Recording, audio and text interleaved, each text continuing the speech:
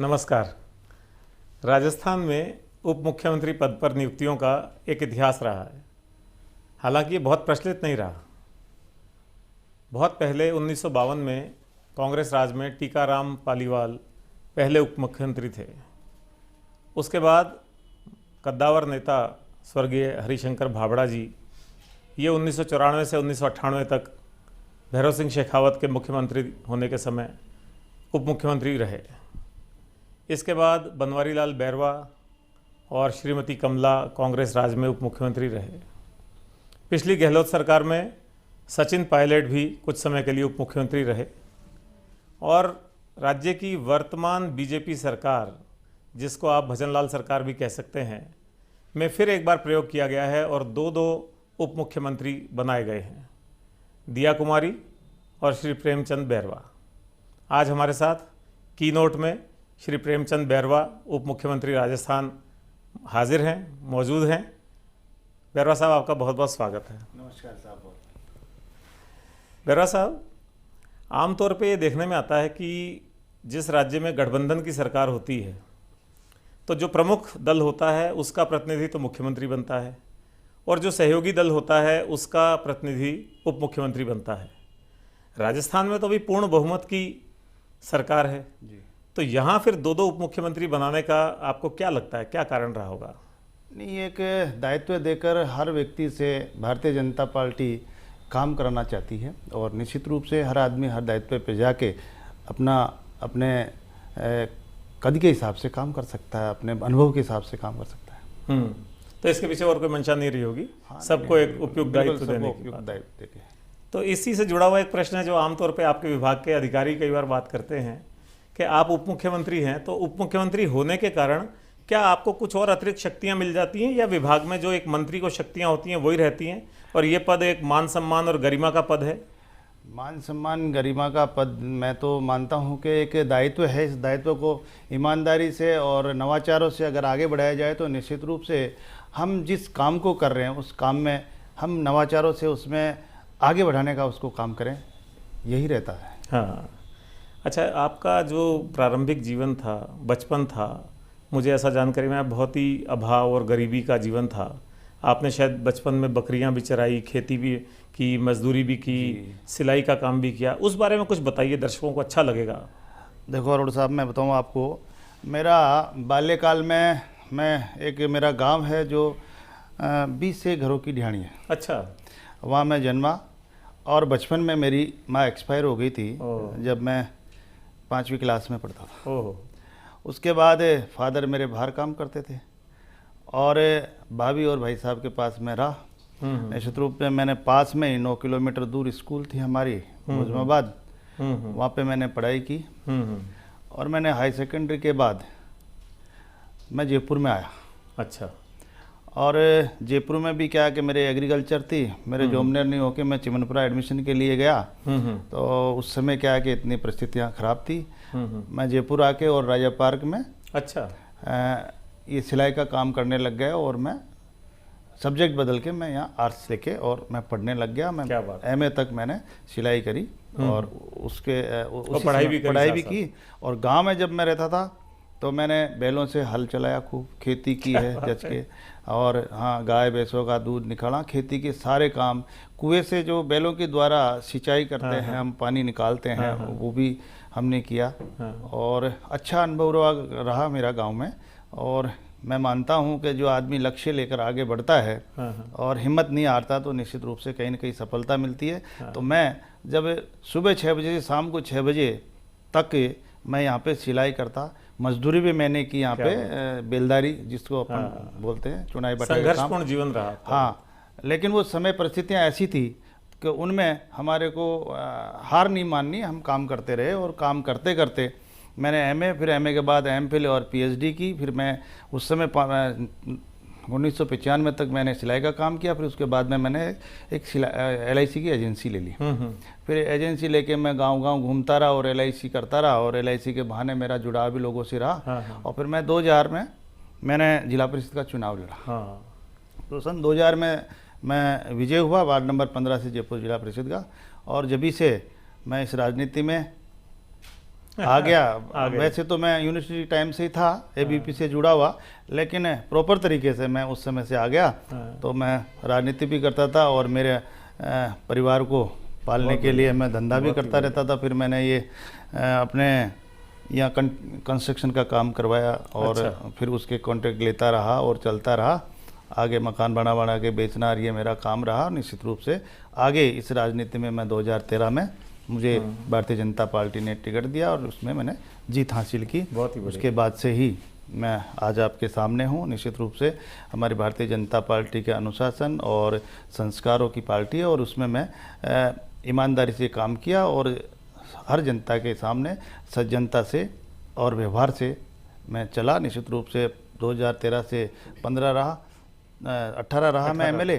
तो उस पीरियड में मेरे क्षेत्र में एक ऐसा माहौल था कि लोग जनप्रतिनिधि से बहुत ज़्यादा डरते थे।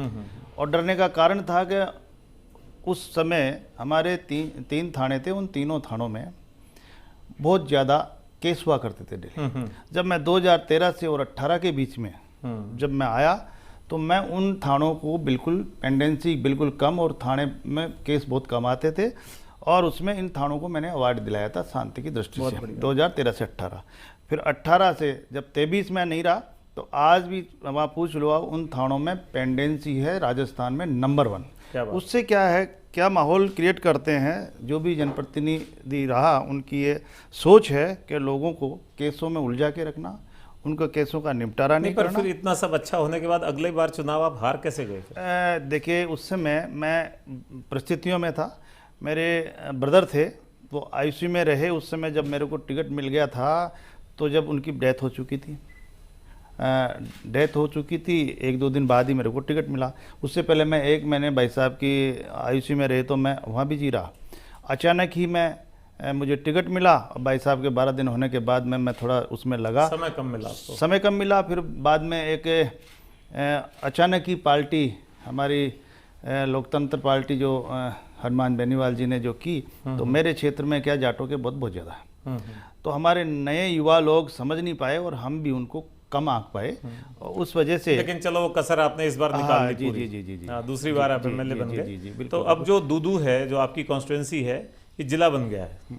तो जिला बनवाने में आपका योगदान शायद इतना नहीं रह पाया होगा, तो अब इसका विकास एक जिले के रूप में करने के बारे में आपके पास कोई खास योजना है? बिल्कुल साहब, जिला बना उसके लिए धन्यवाद। ऐसी कोई बात नहीं है, जिला बना, लेकिन जिले लायक अगर वो एरिया होता, क्योंकि बहुत छोटा एरिया है और छोटा एरिया है तो वहाँ कलेक्टर और एसपी के लिए काम करने के लिए जगह। अगर 2-4 कॉन्स्टिट्यूंसी इसमें और मिले, 5-7 तहसीलें उपखंड अगर इसमें मिल जाए तो निश्चित रूप से वहाँ पे काम करने का मजा है अधिकारी को, और वहाँ रेवेन्यू भी जब भी आए। अभी क्योंकि एक कॉन्स्टिट्यूंसी का जिला है तो मैं तो यही चाहूँगा कि इस जिले का विस्तार किया जाए। तो आप करेंगे इस बारे में प्रयास करेंगे। चलो, आपको विभाग भी बहुत अच्छे मिले जी। 3 विभाग आपके पास हैं जी। उच्च शिक्षा और तकनीकी शिक्षा है जी। आयुर्वेद है जी। और आम जनता से जुड़ा हुआ परिवहन विभाग भी है जी। तो पहले एक बार उच्च शिक्षा के बारे में थोड़ी सी जानकारी। देखो, मेरा जो इंटरेस्ट लायक मेरे विभाग है उच्च शिक्षा और आयुर्वेद जो आयुष है। निश्चित रूप से आयुष में भी मेरा ये रहेगा कि हमारे जब बच्चा पैदा होता उसी समय एलोपैथी की ओर बढ़ जाते हैं शुरू से ही। बिल्कुल। जब बच्चा पैदा होता मैं ये चाहता हूँ कि आयुर्वेद से बच्चे को जन्मते ही अगर उसमें आए तो निश्चित रूप से उसकी प्रतिरोधक क्षमता बढ़ेगी। तो जो बीच में जब युवा अवस्था में आते आते कई रोगों के में उलझ जाते हैं तो निश्चित रूप से प्रतिरोधक क्षमता होगी तो उलझ नहीं पाएगा। खुद का बहुत रुझान है आयुर्वेद में। हाँ बिल्कुल। और उच्च शिक्षा में भी मेरा ये मानना कि गुणवत्तापूर्वक शिक्षा मिले तो हमारे गांव और क्षेत्र में इतनी प्रतिभाएं रहती है कि उनको मौका नहीं मिल पाता। नहीं, मैं स्पेसिफिक प्रश्न आपसे करूंगा इन दोनों विभागों के बारे में। आयुर्वेद का जैसे आपने बात शुरू करी कि ये बहुत अच्छी पद्धति है और इसका लोगों में प्रचार प्रसार होना चाहिए। तो अभी तक आप देखते हैं कहीं भी ज़्यादा दिखता नहीं है। जितने भी हॉस्पिटल्स हैं, चाहे सरकार की योजनाएं हैं, कोई चिरंजीवी योजना है, कोई दूसरी भामाशाह योजना है, कोई दूसरी जो भी योजनाएं हैं, उनमें आयुर्वेद का कहीं नाम नहीं आता। मैं यही चाहता हूँ, लोगों में जागरूकता की कमी है।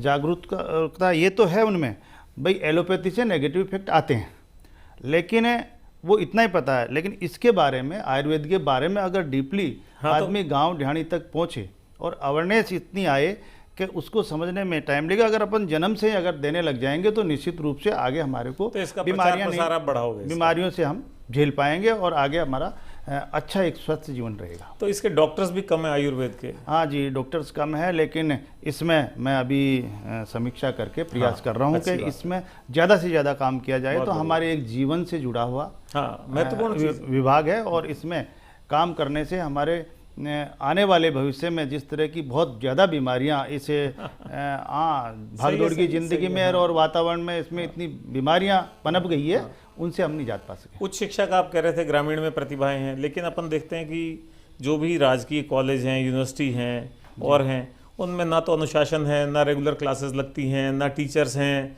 तो ये स्थिति बात बिगड़ी हुई है जी। अभी देखो जिस तरह से अभी कांग्रेस गवर्नमेंट ने बहुत ज़्यादा घोषणाएं करके कॉलेज तो खोली है, लेकिन उन्होंने कोई बजट का प्रावधान और प्रोफेसर्स की कोई रिक्रूटमेंट वगैरह इस तरह का कोई प्रावधान नहीं किया पाया। मैंने देखा अभी कई तो ऐसे कॉलेजेज हैं जिन कॉलेजेज में एक दो प्रोफेसर हैं और कहीं 11 बच्चे हैं, कहीं कम।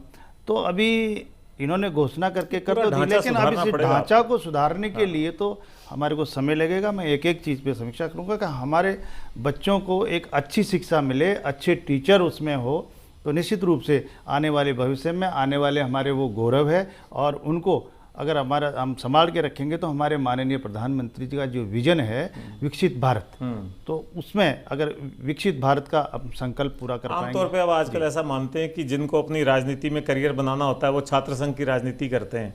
तो इन यूनिवर्सिटी कॉलेजेस में बहुत ज़्यादा छात्र संघ चुनाव पे जोर रहता है। तो अभी छात्र संघ चुनाव क्या होंगे आने वाले समय में? देखिए, मैं कहता हूँ कि अभी छात्र संघ चुनाव कांग्रेस गवर्नमेंट ने चालू किया और कांग्रेस गवर्नमेंट ने बंद किया। अब इसके पीछे क्या रीजन है, लेकिन मैं मानता हूं कि हमारा शिक्षा का जो माहौल है वो बना रहना चाहिए। अगर ये हाँ नहीं, मैं तो पक्ष में नहीं हुआ, मैं तो यही कहूँगा कि जहाँ तक हो शिक्षा को ज़्यादा महत्व देना चाहिए। राजनीति करने के लिए आपको कई इसमें सुधार करने चाहिए कि आगे इसमें कोई चैप्टर रख ले राजनीति का, या कुछ ऐसे छात्रों को दिया जाना चाहिए जिससे वो कुछ समय, लेकिन पूरे साल भर ये उसे राजनीति करते ही रहते हैं, तो इससे हमारे शिक्षा का माहौल थोड़ा खराब होता है। बाकी ऐसी बात नहीं है, होने चाहिए, लेकिन वो सिस्टम से होने चाहिए। ठीक है। अच्छा, एक और बात जो अक्सर आती है शिक्षा के क्षेत्र में, आजकल कोचिंग सेंटर्स का रोल बहुत बढ़ गया है। और वैसे क्या है कि जो व्यक्ति या जो बच्चा छात्र 11वीं 12वीं में अपना जब सब्जेक्ट लेता है, तो जो बच्चा साइंस मैथ्स लेता है उसी वक्त पता होता है कि ये इंजीनियरिंग में जाएगा। जो बच्चा साइंस बायोलॉजी लेता है उसका पता होता है कि ये MBBS करेगा या PET PMT का एग्ज़ाम देगा। जो बच्चा ह्यूमैनिटीज़ के सब्जेक्ट लेता है, समाजशास्त्र वगैरह लेता है, उसका लगता है कि ये कोई ना कोई सिविल सर्विसेज में जाएगा। तो क्या हम अपने स्कूलों में, कॉलेजेस में ऐसी पढ़ाई की व्यवस्था नहीं कर सकते कि उन बच्चों को कोचिंग में नहीं जाना पड़े? जी, सही बात कह रहे हो, क्योंकि कोचिंग जितनी चल रही है उनमें अपने गवर्नमेंट की तरफ से कोई इस तरह का कोई कवान भी नहीं है। तो मैं मानता हूँ कि कॉलेजेज और स्कूलों में कोई स्किल का ज़्यादा से ज़्यादा स्किल की ट्रेनिंग दी जानी चाहिए, जिससे क्या है कि बच्चों को रोज़गार मिले और जिसकी जितनी जो रुचि है उस रुचि की तरफ वो आगे बढ़े और उसको उस रुचि के अनुसार कई काम मिले। कोचिंग संस्थानों में और अपने स्कूल या कॉलेज की पढ़ाई के बीच में दब के रह जाता है जी। और इसीलिए हम देख रहे हैं कि बहुत ही दुर्भाग्यजनक रूप से इतने सुसाइड केसेस आते हैं। अभी भी लगातार आप देख रहे हैं तो इसी महीने में 2 सुसाइड केस आ चुके हैं। जी, उनमें क्या है कि पढ़ाई का प्रेशर उनमें इतना आता है कि वो इस तरह के केसेज हमारे सामने आते हैं। निश्चित रूप से इसमें हमारे को सुधार की गुंजाइश है और निश्चित रूप से इसमें काम करेंगे। परिवहन विभाग का नाम अब हो गया है परिवहन एवं सड़क सुरक्षा विभाग जी। तो सड़क सुरक्षा को एक प्रायोरिटी दी है सरकार ने, तो इसका नाम परिवर्तित किया है। लेकिन आप देखते होंगे कि शहरों में, ख़ासतौर पे शहरों में, ट्रैफिक पुलिस के जिम्मे ये सड़क सुरक्षा कह लीजिए या ट्रैफिक को सुचारू रूप से संचालित करने का काम कह लीजिए दिया हुआ है जी। ट्रैफिक पुलिस को जितने संसाधन मिलते हैं वो भी आपके विभाग से मिलते हैं जी। चाहे उनके वाहन हों, चाहे उनके ब्रेथ एनालाइजर हों, चाहे वो स्पीड गन्स वाली व्हीकल हों, और जब सब संसाधन मिलते हैं, लेकिन ट्रैफिक पुलिस पे विभाग का कोई नियंत्रण नहीं है जी। मैं इसी बारे में कहूँगा कि हम लोग अभी तक हमारे को पता है कि हम लोग, आम आदमी को इस बात के लिए जागरूक होना पड़ेगा। एक केवल ट्रैफिक वाले या वही नहीं कर पाएंगे, इसमें आम आदमी की जागरूकता जरूरी है। क्योंकि आम आदमी ये समझे उस पर इस तरह का हम कोशिश कर रहे हैं कि कोई लाइसेंस में भी इस तरह का कोई प्रावधान किया जाए कि उसका बार बार मैं इसको और स्पेसिफिकली कहूँ, एक तो क्या है कि ट्रैफिक पुलिस पे कोई नहीं है, दूसरा जो आपके विभाग की खुद की एनफोर्समेंट विंग है जी, उनका ध्यान केवल हाईवेज पे है। वो केवल हाईवेज के ओवरलोडिंग और इन सारे चालान में लगे रहते हैं। उन्होंने शहर में कभी झांक के नहीं देखा कि शहर के परिवहन व्यवस्था में क्या दिक्कतें आ रही हैं, क्या नहीं आ रही हैं। तो क्या आपको नहीं लगता कि एक समन्वय होना चाहिए विभाग का और ट्रैफिक पुलिस का? बिल्कुल होना चाहिए, और मैं उसी में लग रहा हूँ। निश्चित रूप से आने वाले भविष्य में इसमें बहुत ज़्यादा सुधार करने की गुंजाइश है। और हमारे जो भी सड़क सुरक्षा के में जो एक्सीडेंट्स केस होते हैं रोड पे, हाईवे पे, कहीं भी, तो जब एक्सीडेंट केयर और उसके हॉस्पिटल के जो फर्स्ट एड के बीच में जो दूरी रहती है, उस दूरी को अपन किस तरह से कम करें। कोई ऐसी संचालित कोई बस हो जो फर्स्ट एड उसको तुरंत मिल जाए, तो हम कई जाने उस आंकड़ों के हिसाब से जितना कोई आदमी दूसरी गंभीर बीमारियों से नहीं मरता है, कैंसर से, टीबी से और बीमारियों से, उससे ज्यादा सड़क दुर्घटनाओं से मरता है। तो रोड सेफ्टी एक बहुत ही महत्वपूर्ण विषय है। बिल्कुल। और रोड सेफ्टी में एक 3E कहा जाता है। पहला E होता है एजुकेशन, दूसरा होता है इंजीनियरिंग, और तीसरा होता है एनफोर्समेंट। तो जो एजुकेशन है, आप कह रहे हैं कि हम प्रचार प्रसार करेंगे, हर साल जनवरी के पहले सप्ताह में एक सड़क सुरक्षा सप्ताह मनाते हैं। वो एक औपचारिकता भर होता है। इस साल भी मैंने देखा कि इस सरकार के समय में भी वो एक औपचारिकता ही थी। सड़क सुरक्षा अभी हमारे माननीय केंद्रीय मंत्री गडकरी जी है, निश्चित रूप से इस पे बहुत अच्छा काम कर रहे हैं, और मैं भी जाके मिला हूँ और उनसे जाके मिलूँगा। निश्चित रूप से ऐसे और अच्छे हम ऐसे प्रयोग करें कि जिससे हम इसको कम करें, ऐसे नवाचार हम करें। तो एजुकेशन तो आप ऐसे प्रचार प्रसार करेंगे, सड़क सुरक्षा के नियमों की जानकारी लोगों तक पहुंचाएंगे। दूसरी चीज़ है इंजीनियरिंग। तो इंजीनियरिंग का मतलब यह है कि सड़कें ऐसी होनी चाहिए जो ब्लैक स्पॉट्स हैं, जहाँ दुर्घटनाएं ज़्यादा होती हैं, पॉइंटों को उनको ठीक करना चाहिए। तो वो आपके विभाग में नहीं है। दिक्कत ये है वो नगर पालिकाओं के हाथ में है, वो JDA के हाथ में है, वो UITs के हाथ में है। तो वो लोग ठीक नहीं करेंगे तो आपके विभाग का जब तक उनसे समन्वय नहीं होगा। उन पॉइंटों पे हम ऐसी व्यवस्थाएं, मैंने समीक्षा की थी, तब उन पॉइंटों में हम ऐसे हमारे साधनों से ऐसे उन पॉइंटों पे हमारे मोबाइल टीम होनी चाहिए, हमारी फर्स्ट एड वाली कोई गाड़ी होनी चाहिए। तो तुरंत क्या कि इमीडिएट हमारे को फिक्स्ड परिवहन विभाग के पास ये टीम है, भाई यहाँ ज़्यादा एक्सीडेंट है, यहाँ ज़्यादा एक्सीडेंट है, तो हम वहाँ पे सुचारू रूप से कोई व्यवस्था करें। और एनफोर्समेंट आपके विभाग के पास है, तो उसका अगर समन्वय हो जाए ट्रैफिक पुलिस के साथ में, दोनों का समन्वय कराने की और ज़्यादा से ज़्यादा काम करें। इसी तरह से शहरी परिवहन व्यवस्था भी मोटे तौर पे हर आम आदमी समझता है कि परिवहन विभाग का दायित्व है। तो अभी शहरी परिवहन के नाम पे परिवहन विभाग क्या करता है? मिनी बस के लाइसेंस देता है, ऑटो रिक्शा के लाइसेंस देता है, ई रिक्शा का झगड़ा अभी तक चल रहा है, कोई लाइसेंस अभी तक दे नहीं पा रहे हैं और वो बहुत ज़्यादा केओस करते हैं। बिल्कुल अंदर ज़्यादा है। कैब्स आ गई हैं, चाहे वो ओला हो, उबर हो, कोई दूसरी हो, उनके लाइसेंस या उनकी कैसे रेगुलेशन होना चाहिए, इस पर कोई ज़्यादा ध्यान नहीं दे पा रहे हैं। और शहर में जो बसें चलती हैं, जो सार्वजनिक परिवहन का मुख्य साधन है, तो उसका जो कॉरपोरेशन है JCTSL जी, वो है LSD डिपार्टमेंट के पास। दूसरा मेट्रो है, तो वो है UDH के पास में। तो आपके जिम्मे तो है सार्वजनिक परिवहन व्यवस्था, लेकिन उसके जो प्रमुख कंपनियां हैं, जो प्रमुख उसके स्रोत हैं, वो आपके कंट्रोल में नहीं है। तो इनका समन्वय कैसे कर पाएंगे? नहीं, बिल्कुल।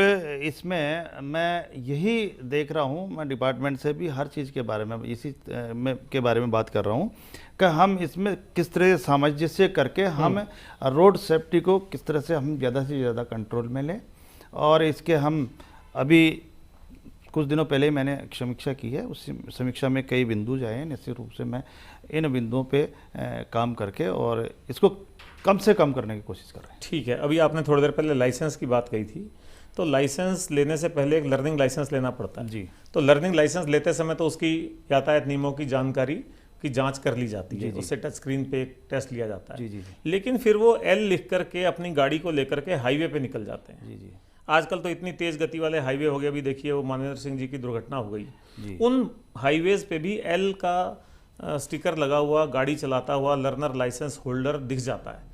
तो क्या ऐसा नहीं होना चाहिए कि 40 फुट 60 फुट से ज़्यादा चौड़ी सड़क पे, हाईवेज पे, 100 फुट चौड़ी सड़क पे जहाँ पे तेज़ गति के वाहन आते हैं, वहाँ पे लर्निंग लाइसेंस होल्डर को गाड़ी चलाने से रोका जाए, प्रतिबंधित किया जाए? बिल्कुल बिल्कुल, ये तो क्योंकि अगर लर्निंग लाइसेंस वाले को हाईवेज पे अगर आगे कहीं जा रहा है कोई तो टोकता नहीं निश्चित उसको, रूप से वो कोई कहीं न टोकता कहीं नहीं है। खुद का ही नुकसान नहीं, आगे लोगों का के बहुत उस लोगों नुकसान का बहुत ज़्यादा नुकसान करता है। इस पे तो बिल्कुल लगनी चाहिए कि वो, यही बता रहा हूँ मैं, अवेयरनेस इस चीज़ की नहीं है आम लोगों में कि चाहे जहाँ निकल जाते हैं। इसमें एनफोर्समेंट का रोल भी रहेगा। हाँ रहेगा, बिल्कुल हाँ। बिल्कुल मैं इस बात पे इसमें ज़्यादा तो ज़्यादा आदेश ध्यान अगर दूंगा। आपके निकल जाएं हाँ, कि 60 फुट से ज़्यादा बड़ी सड़क पे लर्निंग लाइसेंस वाला गाड़ी चलाना नहीं सीखेगा, जी, क्योंकि जी, उसको सीखना है जी जी जी और 1 महीने बाद उसको परमानेंट लाइसेंस लेना जी। है। तो इसी दिशा में एक कदम और हो सकता है। बहुत सारे मोटर ड्राइविंग स्कूल जी। हैं, तो क्या ऐसा भी कोई विचार चल रहा है? पहले ऐसा प्रस्ताव था कि जो लाइट मोटर व्हीकल के लाइसेंस लेना चाहता है उसको मोटर ड्राइविंग ट्रेनिंग स्कूल से प्रशिक्षण लेना अनिवार्य कर दिया जाए, उनके सर्टिफिकेट के बाद ही उसको लाइसेंस दिया जाए,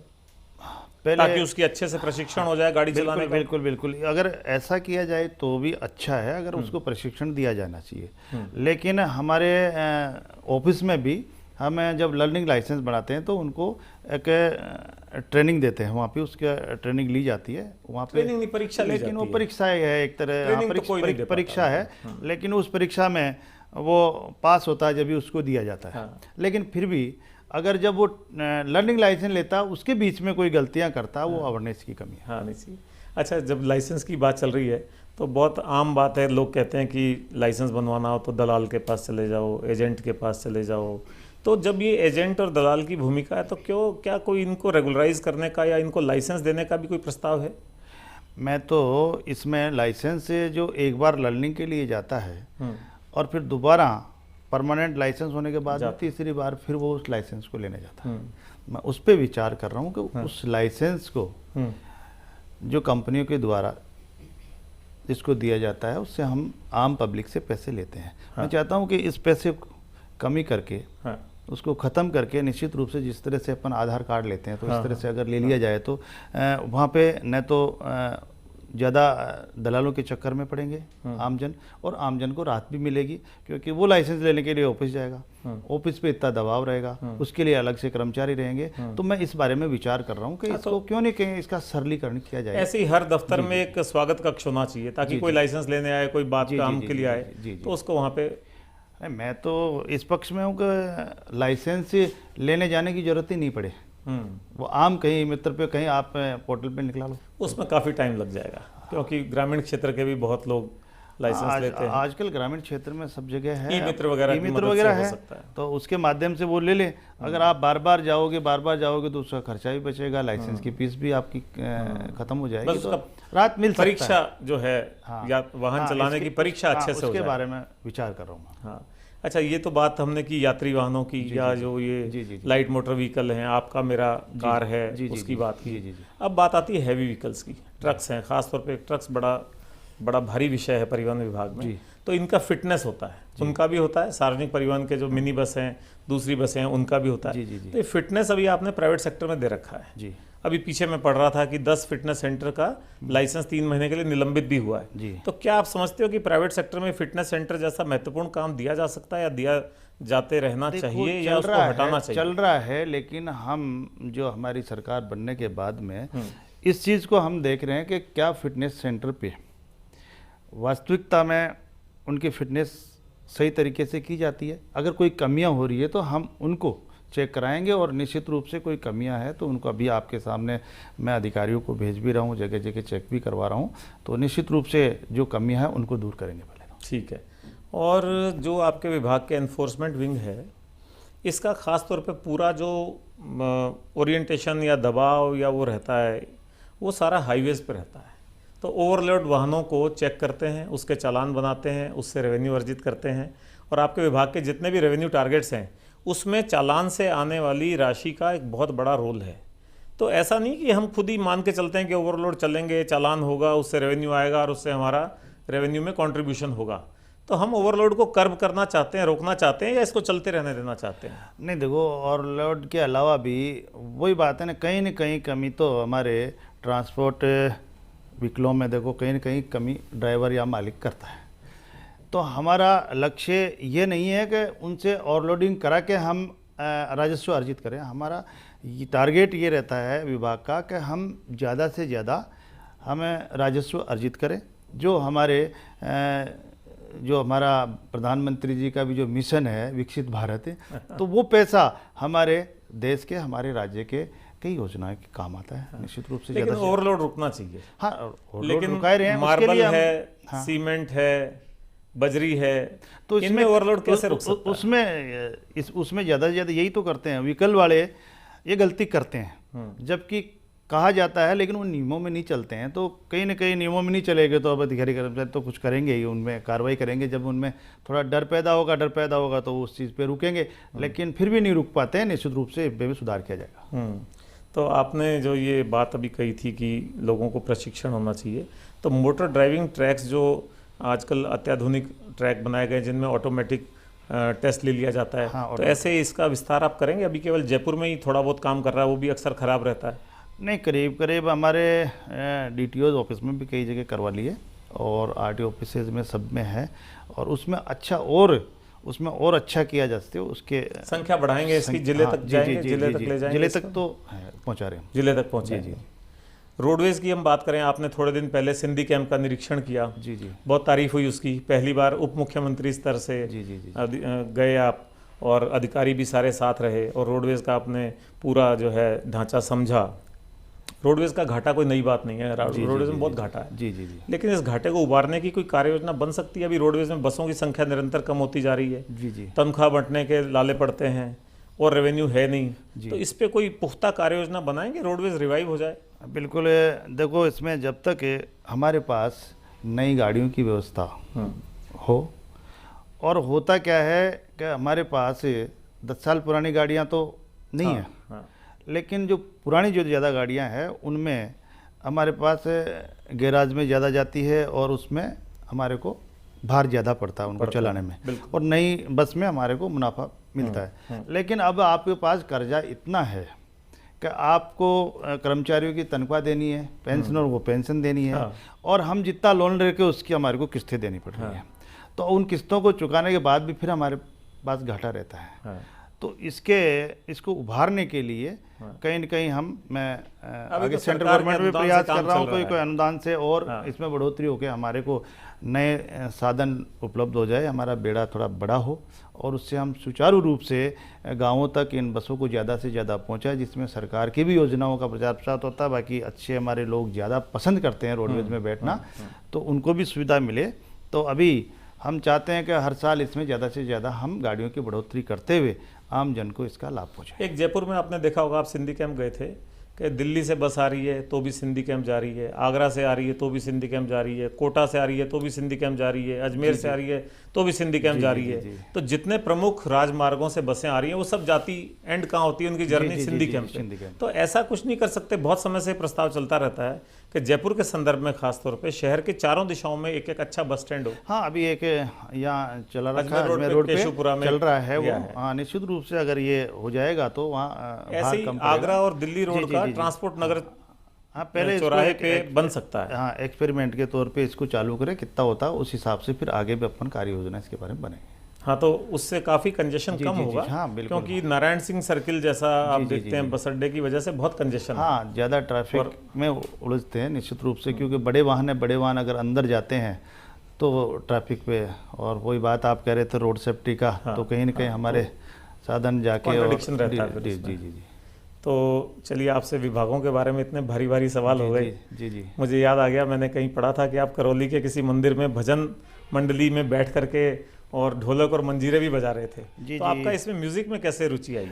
एक्चुअल में सर, एक मेरा परिवार है, तो मेरे दादाजी एक संत महात्मा थे। अच्छा। कल्याण दास जी महाराज, और उनके संस्कार और संस्कृति मेरे को सीखने को मिली है निश्चित रूप से।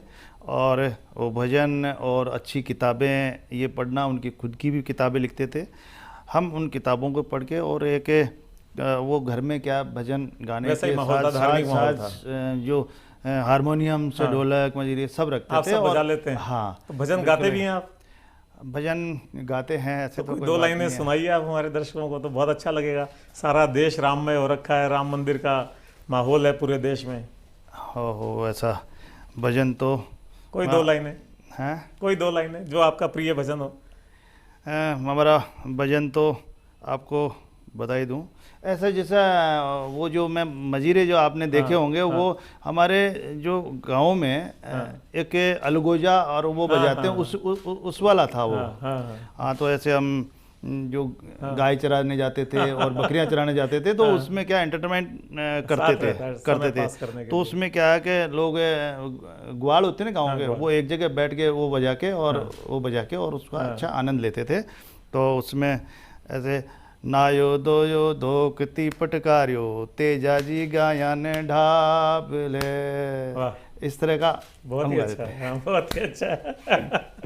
तो आपसे ये मुलाकात बहुत अच्छी रही। जी। और कीनोट के दर्शक इस बात से बड़े खुश होंगे कि उनके जो उप मुख्यमंत्री हैं वो इतने साधारण इंसान हैं। एक चीज़ और मैं हाईलाइट करना चाहता हूँ कि जब आप बात इसकी संस्कारों की, शुचिता की कर रहे थे, तो ये ऐसे विधायक कहिए, उप मुख्यमंत्री कहिए, जिनके ऊपर कोई भी एक भी आपराधिक प्रकरण लंबित नहीं है, ना कभी दर्ज भी हुआ। तो ये एक अपने आप में बहुत खुशी की बात है। आमतौर पे लोग राजनीति और अपराध का गठजोड़ बताते हैं, लेकिन बहुत ही संस्कारी, बहुत ही सरल, बहुत ही मेहनती, जुझारू, संघर्ष में जीवन वाले उप मुख्यमंत्री से आज हमने आपका परिचय कराया। और आखिर में जो आपने भजन की पंक्तियाँ गुनगुनाई, इससे भी लोगों को बहुत आनंद आया होगा। अगले कीनोट के एपिसोड में फिर मिलेंगे। बहुत बहुत धन्यवाद।